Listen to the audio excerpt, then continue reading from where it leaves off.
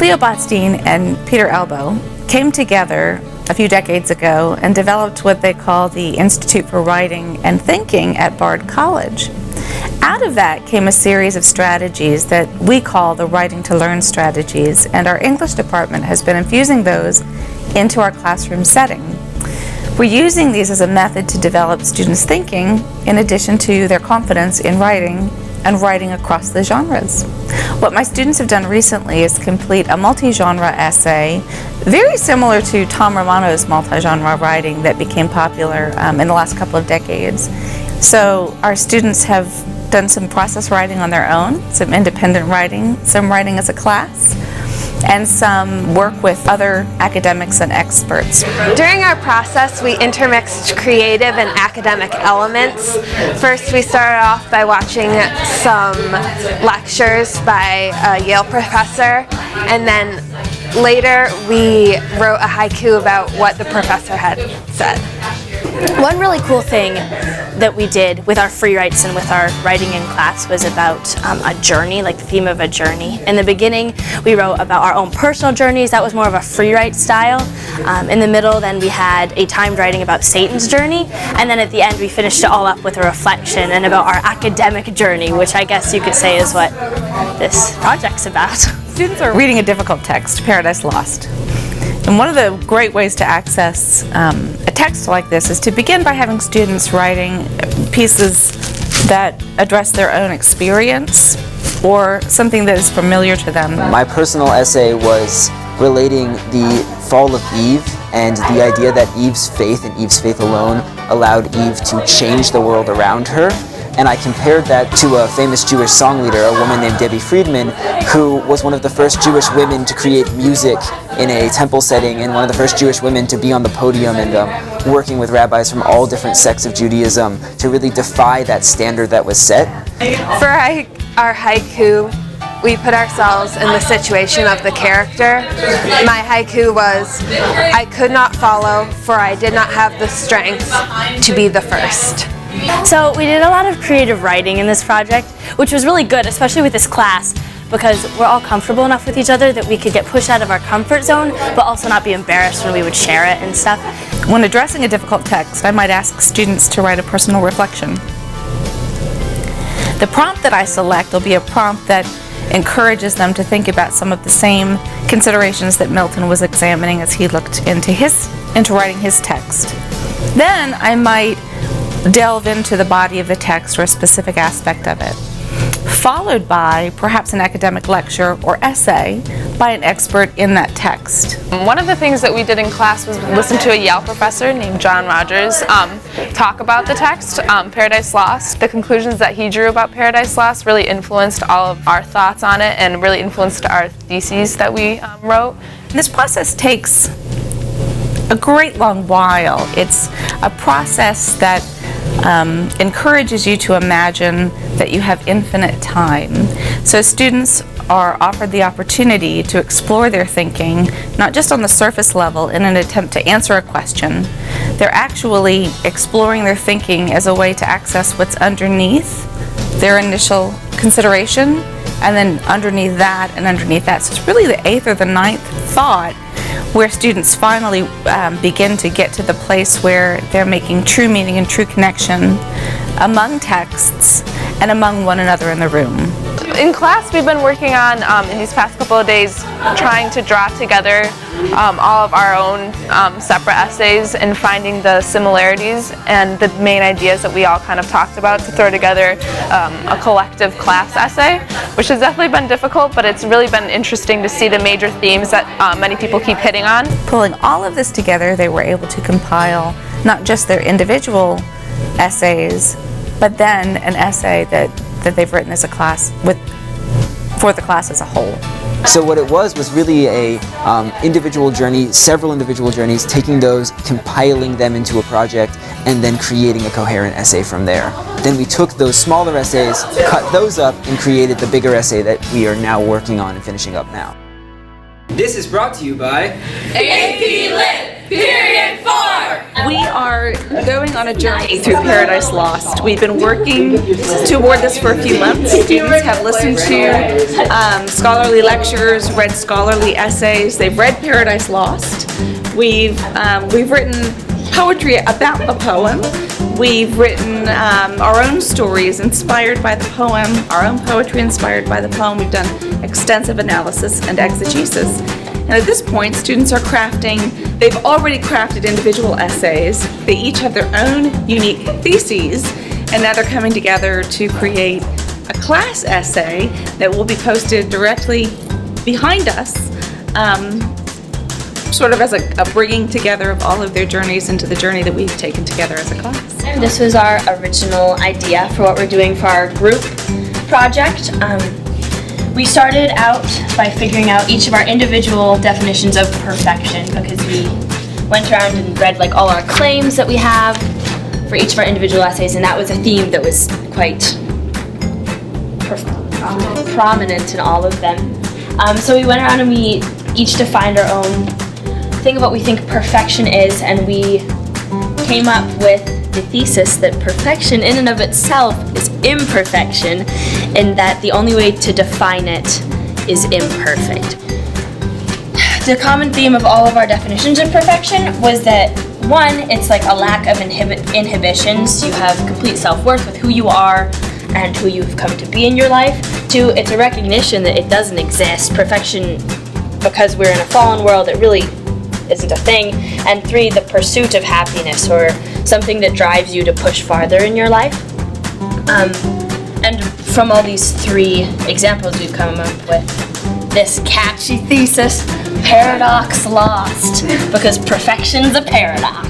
We're very proud of that. That's as far as we've gotten, though. So yeah. Hopefully we underline parts in our essay that kind of go with those three major themes and perfections that can contribute to, because we'll probably do 3 different paragraphs out of those 3 things. I didn't underline things, but I read it again and I thought of things that could fit. Do we want to start with like our really formulating our thesis now and like making it a real thing? Expanding it out. Maybe create an outline of some sort. We should do that. We have to like actually draft our thesis. I feel like we should start working on the actual board. We have large pieces of paper. Be incredibly expensive. I'm gonna stop. I don't like sending. So wait, the thing that I have, We're just sending. but like the main thing that I have that's like relating to perfection and imperfection is mostly about like free will and like realizing that you can make your own choices. So, and I feel like Sarita had something about free will. We put it in there. We put it up. Okay. I wrote it down. Great. So the last free will is in the That's okay. So I feel like if we put that into one statement, that could be like.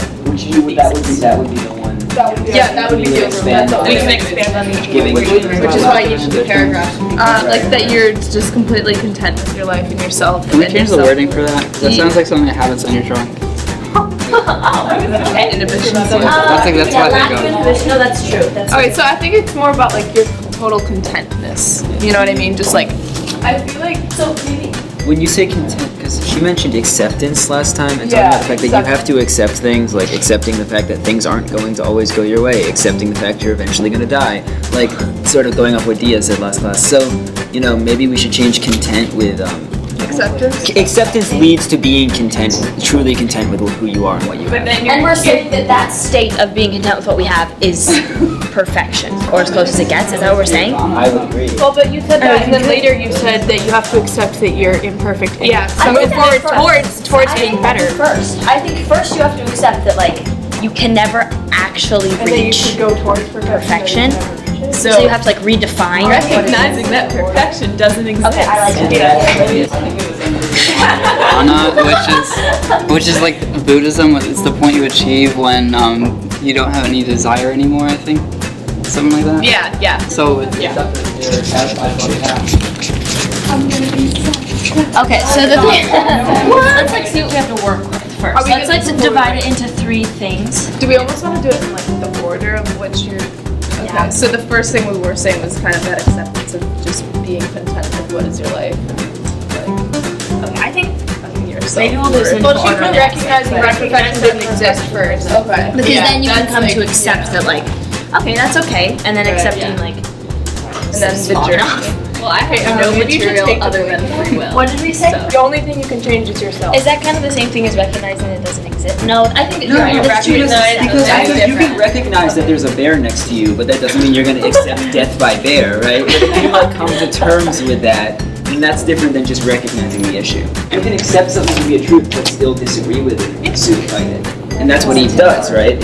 She's like, I agree that this is probably right, but that's what I could put in for a conscious sense. The whole idea of putting your faith in something is what gives it power. Is you can accept that something's the truth, but if you have faith in a different concept, you can shift the reality because that becomes the sort of reality of perception. It's not like Thomas Hobbes. Okay, so we can pretend issues here. Our perfection thing though, still. Oh, yeah. Like, I'm just saying, we want to make sure that we're kind of keeping our focus. Let's try to get these ideas down here so we can start off here because we have really good ideas flowing, but we need to like rein it in. Yeah, we might do that. It's not an idea of how we should do that. We should come up and put that I am speaking to you all now. We're gonna come up and put our post-it notes. Like, we're gonna find a place where our post-it note fits best. Because I think that all of our post-it notes kind of fit in a lot of the different spots. But I think that it would be very helpful to just get some sort of semblance of organization. So what was the third? If the first is the recognition that perfection would be like changing it or like always striving for a better. Like, striving for a better. Like using that as motivation. We could just say so it's the fall, for positive change. basically. Yeah, The third is the choice. The journey. So I guess choice. choosing. Yeah. Yeah.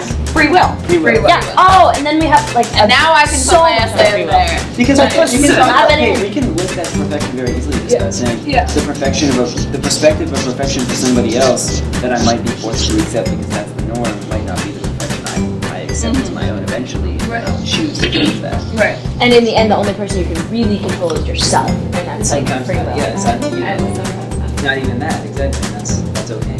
Which is basically It's not that essay where it's like You can't control anything. What you might decide to do then is to put your post-it notes in the place where they best belong. And then you could even do a cut and paste. What we could do then is place this on top of our draft and then start cutting and pasting from the best of your essays that fulfill that, you know, how Milton represents.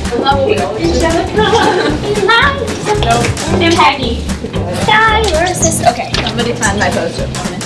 How can you always never find these? I didn't put my name on it. Oh my god, nobody did. But I should hope This is you me. found your own writing. And then we can also add theirs to where.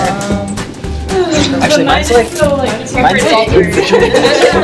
Okay, wait, we have to get the, literally in that. Yeah, we have to get all the people who aren't here as well. The absence of clause and mistake. choice or acceptance? Goes here. acceptance of life. Oh, choice because like decision. Yeah. I'd say yeah. Where would pursuit of happiness go? Free will. Free will. Just read it. This one more just as a statement. Can I stick this in between? It says free will in the first. Yeah. My first sentence, so that's acceptance. I got one. I cut mine up. I cut mine up. Sorry, I was Scissors are over there on that table. And Cool. papers are here. perfect. Would you call this free will or acceptance? Having hope and I staying wanna true go to your home. own ideas even during times of struggle. So, Did you cut this one in half? Yeah, I did. Sorry. so what else? I guess you're choosing to To cut it in stay true to your idea. I chose to cut. Sorry, just like 4 things. You missed it, Franny, but it got so Sorry, good. Freddie. Wait, what's this? Oh, it's in between those two. Perfection is Do that. Well, I did. Wait, okay, alright, what do we think? Perfection is a point a person reaches in which they are wholly content with themselves and choices, and their That's acceptance. Oh well, Alright, obviously. so we have wanna some start style. breaking I get a it little down. unbalanced. I know. That's okay though. This is Little bottom hip. Well, this is ultimately the conclusion that you reach based on, it's sort of a syllogism. Yeah. That's Kinda makes true. sense. And I know- From less to more. that was on purpose. And I know Maggie's whole essay is about this too, so we'll have like a lot Fantastic. to put here. Do we have Mag's essay? I think we do. Let's take a moment and address. I'm sure that there are a lot of questions. I think it's nice that Dr. Hall is here as an outsider. Hello, Dr. Hall. As you're all standing here like in a semicircle, he can ask questions about what is it that you're doing. We had a great positive class journey, a text that is Paradise Lost, and we are trying to make one major, super awesome conclusion with it together. And we all have so many great ideas. I think it started when we had a sub one day. We were working on this. We were supposed to write like a quick essay. Oh, never mind. Oh, you're talking about Paradise. I think remember on the Paradise Lost. Very different things. Yeah, and so we ended up just working together because we were like, what are we writing about? So we'd brainstorm together, and then we like started off and then took our own ideas from there. And like we work really well together, so we were like, can we do that for this? And then it just. And this is kind of reflective of our process too, because we kind of all had to first recognize that we didn't really know what was going on in Paradise Lost. And then we accepted that we didn't know what was going on in Paradise Lost, but we all had our bits of information that we kind of knew very well. Yeah. So we came together as a class and we really like pulled off some great stuff. This is a good opportunity to maybe talk about what we're looking at as we look around the room. There's a lot over on both sides of the wall. Let's actually start with that. Mine is here. Look at that. That's me. So basically we cut up our notebooks, and Leah wrote her notes in her book, so she had to photocopy her book, but like I had mine in my notebook. So we just kind of like cut out the important parts that we wanted to talk about, and like this too. Wait, that's not about Paradise Lost. Yeah, and these are more examples. A raw example of the putting together of notes from all the different. So then you put them to highlight them to determine what's important, and then they. Yeah. I made my map because I decided on a theme of innocence. So with my map, I kind of split it up into two different sections with two different color schemes so that I could organize like what was happening near the beginning of the book and then what happened after the fall, and I connected them and split it up that way. So, after going through a task like this, compared to maybe how you've traditionally done analysis with literature, what would you do, or how do you think you'll look at another text going forward, or what might change in your view as you look at another text in the future, in terms of how you review it or work yourself through it? Often in the past, when we've had to write essays, we've like had to come up with a whole new idea on what we wanted to talk about, and like have to bring that out through a completely new essay. Whereas here, we were able to use our notes and let our notes guide us. So it was less of forming new ideas and more expanding on old ones. Right, expanding on the notes that we had instead of just like reading this book and then having to come up with like this really profound thesis, and it's kind of a very intensive book with sort of sometimes hard things to understand, but with using our notes, I mean, we took notes in our own language that made the most sense to us, so we had down in our notebooks the parts of the text that really that we really understood and got a good handle on. So then because of having that kind of notes, turning that into a thesis just made a lot more sense.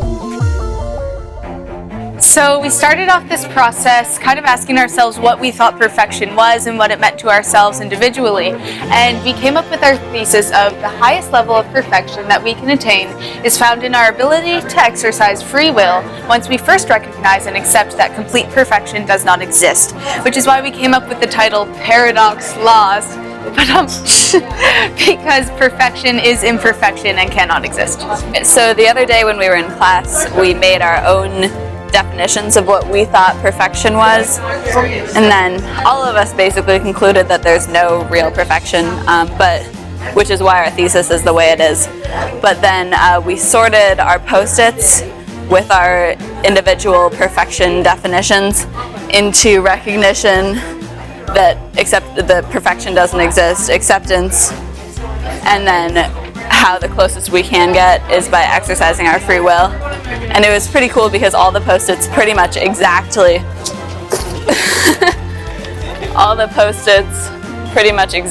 like went into one of these three categories, which was interesting. And then we had the most post-its over here, but we also had the most like material over here. So that was just kind of cool how our ideas and what we wrote our essays about kind of matched up in our group essay. This part is all about the recognition that perfection does not exist. So there's quotes from Paradise Lost about examples from their text. Because as Eve says in book 9, she's talking about the Garden of Eden, and she says, "This garden still we tend, plant, herb, and flower, our pleasant task enjoined, till more hands aid us, the work under our labor grows, luxurious by restraint." So the garden is growing out of control because Adam and Eve are tending it. So the garden isn't perfect. And then another example is that we only ever see the garden from Satan's perspective. We only ever see the garden once Satan comes up from the depths and is looking over the wall.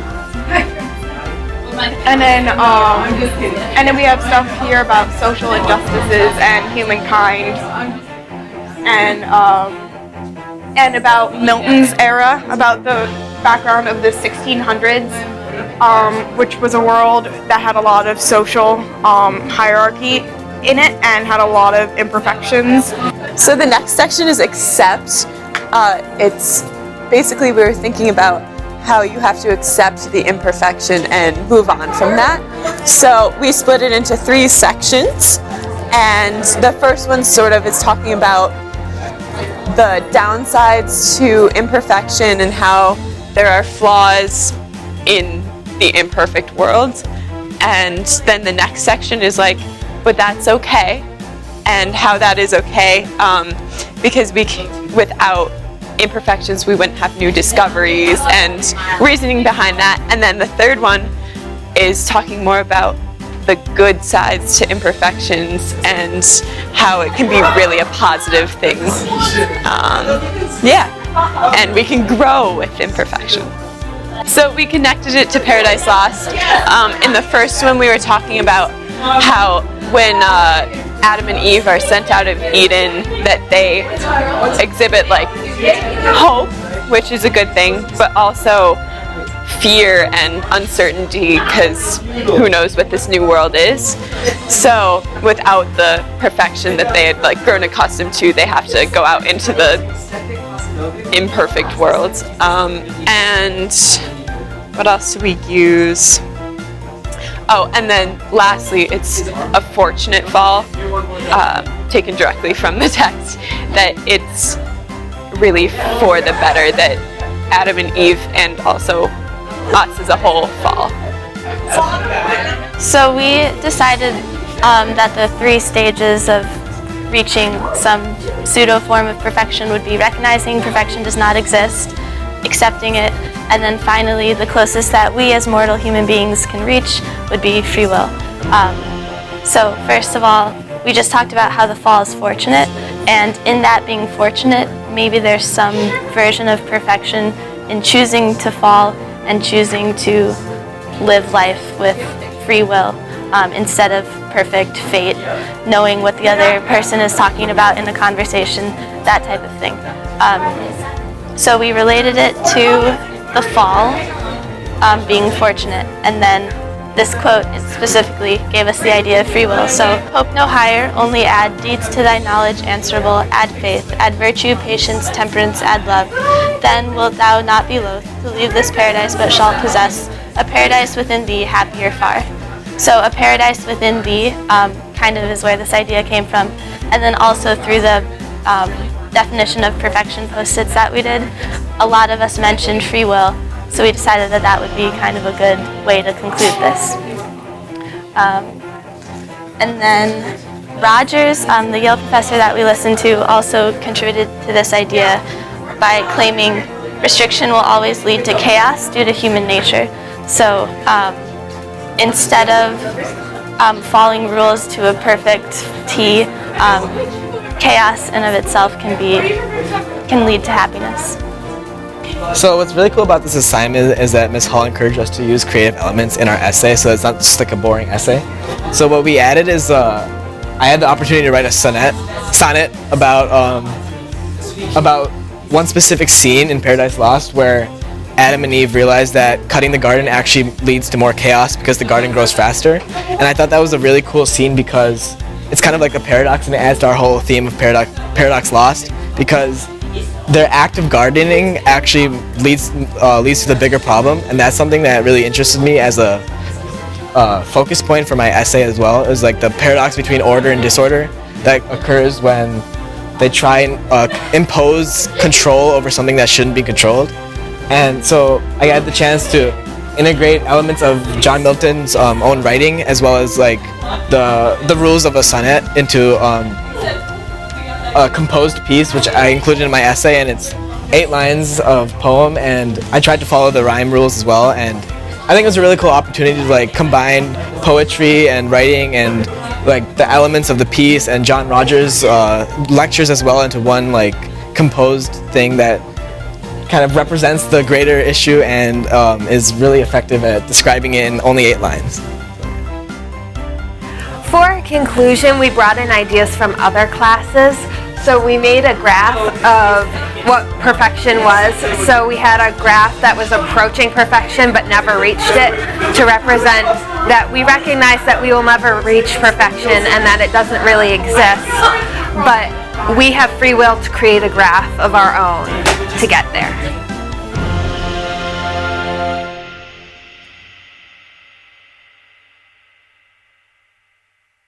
While we can't always anticipate what students will choose to do after graduation, we do know that thinking skills are becoming even more critical in our evolving economy.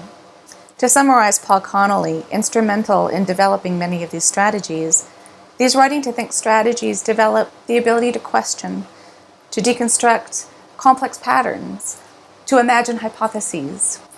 These strategies help develop methods of inquisitive reading and observing, problem solving, and finally, communal learning develops positive attitudes toward learning and exploration as part of the larger academic community. But most important, writing to think strategies encourage students to wonder. Thank you.